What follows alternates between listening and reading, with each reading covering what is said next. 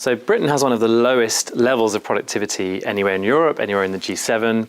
And we used to lead the world in this stuff. If you think back to Victorian times and the Industrial Revolution, Britain was the most productive place on earth. Actually, I think there's some really simple things that we can do that will make companies and also individuals much more productive. And it's really about how do we cut the stuff that we don't really need to be doing? How do we really focus on the stuff that really adds the impact? So 3 things that people can do straight away in pretty much any role to become more productive. So one thing is to really think about how you use those day-to-day tools, email being a really good example of that. So people spend hours and hours in their email inbox, but really think about how can I get my email inbox to 0? How can I really use those day-to-day kind of tools and create day-to-day habits that really support better productivity.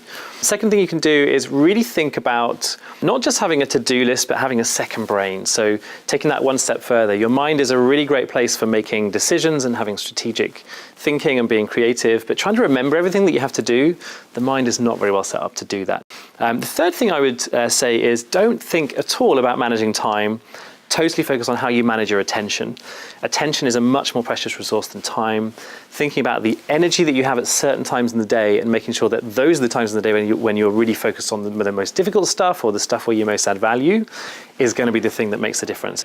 One thing that I'm seeing quite a lot with organizations at the moment is a move away from total reliance on email, moving into other collaborative tools, Slack probably being the one that's most on people's radar right now, but where you can start to produce a more open form of communication. So rather than emails where everything's sort of hidden and only the 2 people who are having that conversation can see it.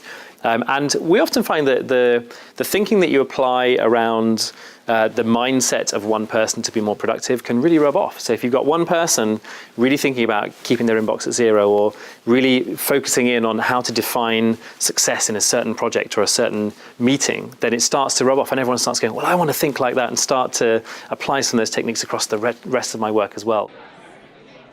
There's lots of evidence that if you start to apply these principles, then A, you can be much more productive, but B, you can actually get more work done in less time. So I did a piece of work a few months ago to implement the idea of a 6-hour working day. So people who are doing 7 or 8 hours as their normal shift, we got them onto doing a 6-hour day, but that allowed them to really take a step back and think about, how do I need to get focused? What are the things that I can cut here?